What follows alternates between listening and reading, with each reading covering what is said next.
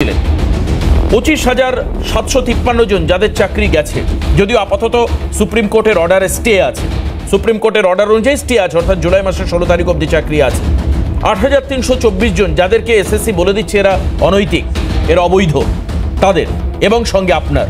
অর্থাৎ কালকে আমি দেখছিলাম বিকেলবেলায় মমতা ব্যানার্জি 6:35 আমি অরিন্দমকে একটু বলবো, অরিন্দম সেই টুইটটা একবার দেখানোর। কালকের ফেসবুক পোস্ট, মার্জনা করবেন, মমতা ব্যানার্জি ফেসবুক পোস্ট করেছেন গতকাল। দেখুন উনি কি লিখেছেন গতকাল, একটু দেখুন। আমি দেখাই আপনাদেরকে যে মমতা বন্দ্যোপাধ্যায় গতকাল সন্ধে 6:35 অর্থাৎ সুপ্রিম কোর্টের ভার্ডিক্ট আসবার পর মমতা ব্যানার্জি একটি ফেসবুক পোস্ট করেন। মমতা ব্যানার্জি কি ফেসবুক পোস্ট করেছেন একবার আমি দেখতে চাইব। দেখুন উনি কি বলেছেন, একবার ফুল স্ক্রিনে নিয়ে নিই, ফুল স্ক্রিনে আমরা একটু দেখে নিই পুরো বিষয়টা যদি সম্ভব হয়। হ্যাঁ দেখুন, I am really very happy and mentally relaxed on receipt of the justice at the highest court of the land.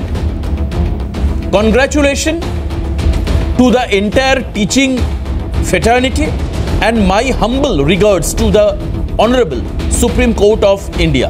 অর্থাৎ সুপ্রিম কোর্টে ন্যায় প্রাপ্তির পর আমি বাস্তবিকই খুশি, মানসিকভাবে তৃপ্ত। সমগ্র শিক্ষক সমাজকে জানাচ্ছি অভিনন্দন এবং মাননীয় সুপ্রিম কোর্টকে আমার আন্তরিক শ্রদ্ধা।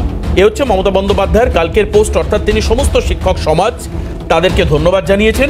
সঙ্গে অভিষেক বন্দ্যোপাধ্যায় মঞ্চে দাঁড়িয়ে তিনি ধন্যবাদ জানিয়েছেন শিক্ষক সমাজকে। তার মানে আমি ধরে নেব এই শিক্ষক সমাজের মধ্যে, এই যে শিক্ষক সমাজকে ধন্যবাদ জানিয়েছেন শাসক দলের দুই নেতৃত্ব, এই শিক্ষক সমাজের মধ্যে এই 8,324 জনও আছেন যারা অবৈধভাবে চাকরি করছে, এখনো পর্যন্ত করবে আগামী জুলাইয়ের 16 তারিখ পর্যন্ত। আমরা এই পদ্ধতিকে বলছি সিস্টেমেটিক ফ্রড, এটা আমরা বলছি না। গতকাল প্রধান বিচারপতি সুপ্রিম কোর্টের তিনি বারবার করে এই শব্দটি ব্যবহার করেছেন, সিস্টেমেটিক ফ্রড।